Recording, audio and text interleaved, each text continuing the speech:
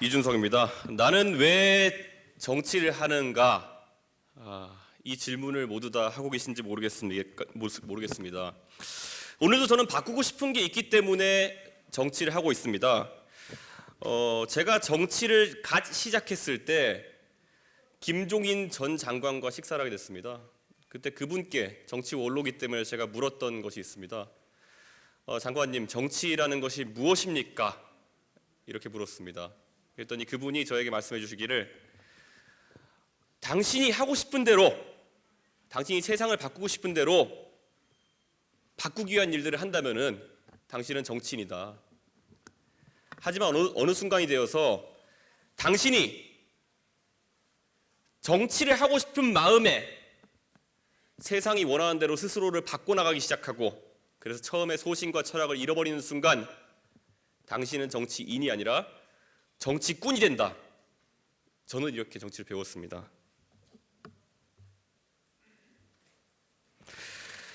저는 그 노정객의 답이 간단 명료했기 때문에 그것을 항상 마음속에 새기고 왔습니다. 저는 아직 제 뜻대로 세상을 바꾸겠다는 의지가 많이 있습니다. 제가 나이는 어리지만은 이미 2012년에 정치권에 입문해서 7년이라는 시간이 흘렀습니다. 정치의 많은 면을 경험해 보았습니다. 제 정치의 시작은 어쩌면은 다른 사람들과는 좀 달랐을지 모르겠습니다. 처음에 저에게 주어졌던 역할이 대선 후보의 캠프에서 신반 군중을 앞에 두고 연설하는 것부터 시작했습니다. 많은 희열을 느꼈을 겁니다. 그 뒤에는 정말 다양한 경험들을 했습니다. 꼭 이길 것만 같은 선거에서 패배를 하는 좌절도 겪었습니다. 꼭 질 것만 같은 선거에서 이기는 희열도 겪었습니다. 황당한 공천 파동 속에서 저와 같이 정치를 해온 수많은 지역의 동지들을 잃는 아픔의 과정도 최근 겪었습니다. 사실 요즘 저에게 기사 댓글 달리는 것들을 보면요, 그 중에 부정적인 것만 추려보자면은 이제 한 4가지 정도 되는 것 같습니다. 보면은 싸가지 없다, 나댄다, 경험을 쌓고 와라, 말이 빠르다, 뭐 이런 것들 많이 듣습니다. 그런데 사실 저는 궁금합니다. 싸가지 없다는 소리를 듣지 않으면서 어떻게 젊은 사람이 당돌하게 자기 의견을 이야기할 수 있겠습니까?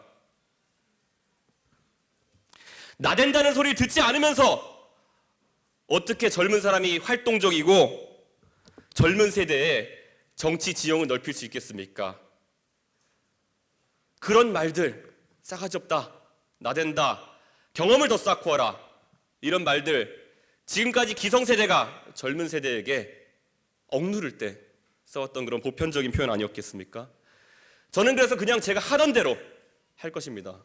정치하면서 당당하게 하고 당돌하게 이야기하고 무엇보다도 나댄다는 소리 듣더라도 활발하게 활동하겠습니다. 제가 박근혜 퀴즈라는 별명을 갖고 있다는 거 잘 알고 있습니다. 근데 저는 하나도 그것이 깨림칙하지 않습니다. 사실 박근혜 비대위원장이 절 처음 영입했을 때 제가 처음에 거절했습니다. 두 번째 제가 동의하면서 요구 조건으로 내걸었던 것이 있습니다. 제가 앞으로 무슨 말을 하든지 간에 나중에 제가 말한 거 가지고 저한테 뭐라 하지 마십시오. 저는 2012년 대선이 끝난 다음에 친박이라는 사람들이 하이에나처럼 자기 자신들의 전리품을 찾아가기 위해서 노력할 때 저는 정치에, 정권에 참여할 생각이 있냐고 묻는 사람에게 없다고 이야기했습니다. 그리고 처음에 저에게 했던 그 약속만, 제가 무슨 말을 하더라도 저한테 뭐라 하지 않겠다는 그 약속만 지켜달라고 했습니다. 그 당시에는 참 황당한 선택처럼 보였던 그 무형의 권리이지만은 그 무형의 권리를 가지고 저는 여러분이 알듯이 방송에서도 SNS에서도 제 하고 싶은 말을 하면서 지금까지 젊은 세대로서 정치에 참여해왔습니다. 여러분, 혹시 세대를 건너뛰어서 30대 당대표를 만드는 것이 두려우신 것은 아닙니까? 뜬금없는 이야기 같지만은 최근 정부에서 QR코드라는 것을 바탕으로 해서 간편한 모바일 결제를 통해서 소상공인의 수수료 부담을 줄이겠다는 이야기를 했습니다. 이게 중국에서는 굉장히 보편화된 제도입니다. 그래서 저는 대한민국에서는 절대 안 될 거라는 확신을 했습니다. 왜냐하면요, 이미 우리나라에는 카드 회사라는 곳들에서 견고한 카르텔을 형성하고 있습니다. QR코드 결제가 보편화되면은 본인들의 수입원이 사라지게 됩니다. 그것을 허용하겠습니까? 반대로 중국에서 그게 가능했던 이유는 무엇이겠습니까? 중국은 현금 사회에서 신용카드 사회를 경험해보지 못했습니다. 금융이 발달하지 못해서. 그랬기 때문에 그들은 오히려 좀 더 차세대의 결제 방식인 QR코드에 빨리 다가갈 수 있었던 겁니다. 우리도 이제 세대를 뛰어넘는 그런 선택을 했을 때 더 밝은, 더 빠른, 더 바른 미래가 있을 것이라고 저는 확신합니다. 민주당은 17대 총선에서 그들의 능력보다 과분한 선택을 받았습니다. 그 당시에 탄핵 역풍 때문에 우리가 잘 알고 있는 탄도리 586들이 탄생했습니다. 그렇기 때문에 그들은 586이 그들 아래에 있는 젊은 세대를 강하게 짓누르고 있습니다. 586들이 자기 능력상 그 이상으로 올라가지 못하면서 자리만 차지하고 있기 때문에 민주당에 있는 젊은 정치인들, 제 친구들은 항상 저에게 하소연합니다. 여기는 비전이 없어. 가운데 허리에 비대한 항아리처럼 자리하고 있는 그들 때문에 젊은 정치가 민주당에서 자리 잡지 못하고 있을 때, 그때 바로 우리는 대안으로 젊은 바른미래당을 청년층에게 제시할 수 있는 겁니다. 여러분께서 꼭 동참해 주시겠습니까?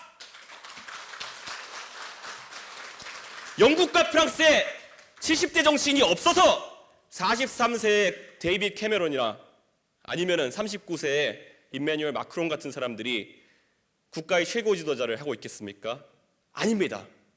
그들은 젊은 지도자를 선택하겠다는 용기 있는 판단을 했고, 그랬기 때문에 그들이 다시 경제에 활력을 얻고 강성 노조와 싸우면서도 국가의 새로운 변화를 시도하는 그런 길들을 걸을 수 있었던 겁니다. 이번 선거에서 저는 사실 선거구제 개편 이런 것들을 핵심 공약으로 내시는 분들께 강하게 항의하고 싶습니다. 이번 선거에서 우리는 경험했습니다. 바른미래당이 새로운 비전을 보여주지 못하고 개혁하지 못한다면은 선거구제 어떻게 우리에게 유리하게 바꾼다 하더라도 당선 안 됩니다. 저희 지역 노원구 모두 3인 선거구제였습니다. 그런데 황당한 공천파동으로, 황당한 개파간 갈등으로 인해 가지고 전혀 당선자를 내지 못했습니다. 2년 뒤에 있을 총선에서 우리가 중대선거구제를 도입한다고 해서 지금의 모습대로 감동을 주지 못하고 선거구제만 들이보고 있으면은 과연 국민이 우리를 좋아하겠습니까? 저는 절대 안 된다고 생각합니다.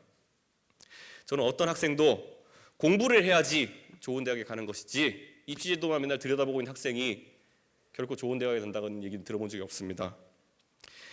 제가 이번에 느낀 바로는 바른미래당은 젊은 세대가 좋아하는 이슈를 주도하는 정당이 되어야 됩니다. 지금 이미 바른미래당에서 쫓아가고자 하는 이슈들 다 기성세대의 이슈들입니다. 그에 반해서 지난 선거 기간 중에 젠더 이슈가 불거졌을 때, 해화역에서 시위가 일어났을 때 우리 바른미래당에서는 그것을 지지하고 옹호하는 논평을 냈습니다. 그런데 그 시위의 본질을 살펴보면은 뭐 구호야 그럴듯할 수도 있겠지만은 여성 인권보다는 양성 갈등을 부추기는 그런 시위였습니다. 그 시위에 내용도 들여다보지 않고 영혼 없는 논평을 냈더니만은 우리 바른미래당의 젊은 지지자들이 많이 떠나갔습니다. 앞으로 이런 이슈에 대해 가지고 세밀한 관심을 갖지 못한다면은 우린 영원히 도태되고 말 것입니다. 바른미래당의 지지자 여러분, 여러분이 느끼는 절박함이 진실된 것이라면은 이제 젊은 세대에게 길을 열어주십시오. 다시는 경험과 경륜이라는 허상을 강요하지 말아주십시오. 산업화 세대가 가진 최고의 성과 속에서 경험과 경륜이라는 것은 그 역할이 미미했습니다. 민주화 세대가 가져갔던 성과 속에서도 경험과 경륜을 존중했다고 한다면은 민주화는 이룩되지 못했을 수도 있습니다. 정당의 변화를 원하신다면 여러분의 관점이 바뀌어야 됩니다. 화끈하게 바꿔놓겠습니다. 이 길에 동참해 주십시오. 바른정당 출신이든 국민의당 출신이든 같은 꿈을 꾼다면 우리는 동지입니다. 아마 여기 계신 많은 분들 우리의 두 대선 주자를 보고 이 당에 희망을 가졌을 겁니다. 이 대선 주자 두 명이 처음에 어떻게 국민의 마음을 얻었습니까? 새로움이었습니다.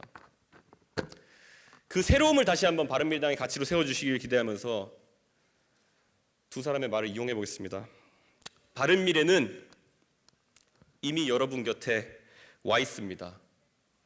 참여 없는 변화는 허구입니다. 꼭 이번 전당대회에서 저에게 투표해 주십시오. 감사합니다.